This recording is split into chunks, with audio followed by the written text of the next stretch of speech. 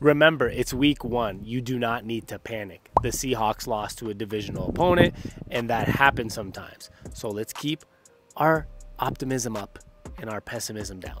A rough afternoon for the Seattle Seahawks, and if you're a Seahawks fan, this was a tough game to watch. Now, I'm going to try to be more positive on a post-game reaction because it is week 1. And yes, I'm standing outside. I'm actually in my parents' backyard in Arizona, and I just wanted to do a quick rant about the Seattle Seahawks game. The offense did not look like what we expected it to look like, and the defense did not look like what we wanted it to look like. One thing that I knew going into this week is that the Rams might be not as bad as a lot of people thought they were. They had Aaron Donald coming back this year. They had Matthew Stafford coming back this year. They have Sean McVay as a coach. So all things are possible when your team is like that. So all things are possible when your team has most of your stars coming back. Now, they didn't have Cooper Kupp this week, but they had that Paku guy. I don't know how to say it. I'll spell it correctly on the screen maybe. But he made Matthew Stafford look good, or Matthew Stafford made him look good. Sean McVay is a great offensive coach. And then, like I said, on the defensive side, you have Aaron Donald coming back. So it's not shocking that the Rams might be okay this year. And I think that's one thing we all really underestimated, including myself, even though I knew there was that slight possibility. And like I said, divisional opponents are always tough. There are times where you lose to bad divisional opponents. There was all those years when we lost to the St. Louis Rams when they were not better than the Seahawks. Sean McVay's been good against the Seahawks and Pete Carroll, and that's just something that's the reality. So there's no need to over freak out or over panic. On top of that, we faced the Detroit Lions week 2 in Detroit. Now, last year was 48-45. We beat them. Bad defense, a lot of good offense on both sides. And they're supposed to be better this year, and we were technically supposed to be better this year despite what we saw in week 1. But obviously, Detroit went and beat Kansas City in week 1 while we went and lost to the Rams at home while they were on the road in Kansas City. But here's where it might be okay.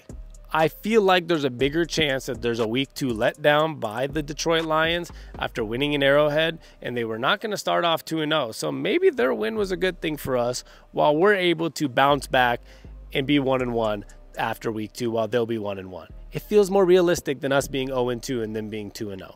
That's just the way I see it. As I said before, it's just going to be a post-game rant type of deal. It'll probably be a less edited video than I usually have. I'm just trying to give my reactions to what I feel like happened today. Now, let's talk about the offensive side.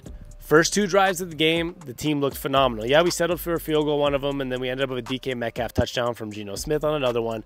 But the offense looked great. It was flowing. Running game looked good. The offensive line looked good. Geno Smith looked good. The receivers looked good. Lockett had a couple catches. DK had a couple catches. Everything was going all right. After those first 2 possessions, everything felt like it went downhill. The team, until a run at the last minute of the game by Zach Charbonnet, had 3 yards in the second half. Forget whatever like the last 2 plays were. They literally had 3 offensive yards in the second half.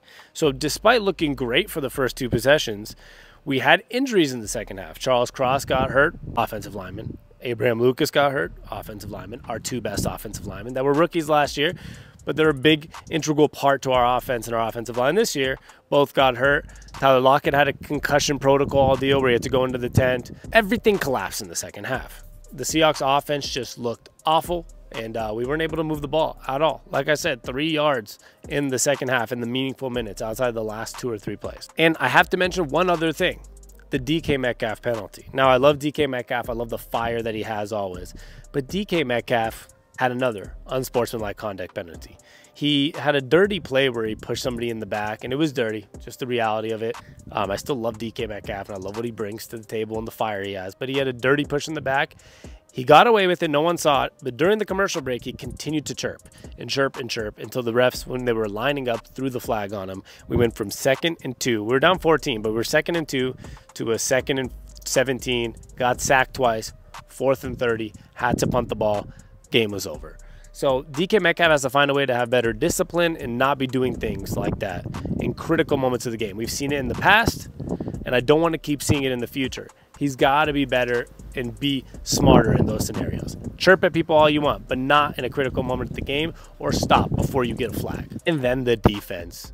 We looked like we had the same issue as last year. The defensive line looked bad. I tweeted out, I will not judge this defense until Jamal Adams and Devin Witherspoon play, which also is valid in some ways, right? corner that we took with the 5th pick in the draft and our most expensive player on the defense in Jamal Adams, it's fair to say that I'd like to see them play before I fully judge this defense.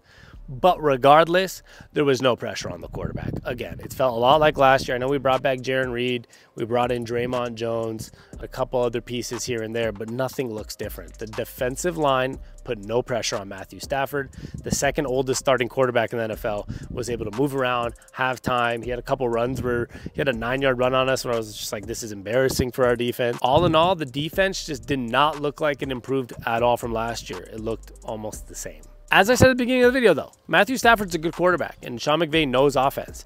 So we shouldn't be completely shocked that they're good at offense when their quarterback came back. Yeah, there's no Cooper Kupp, but when you have a good quarterback and he's coming back and a good offensive coach, there's no reason that they can't be okay on offense. And they were, especially against a lackluster defense for the Seahawks.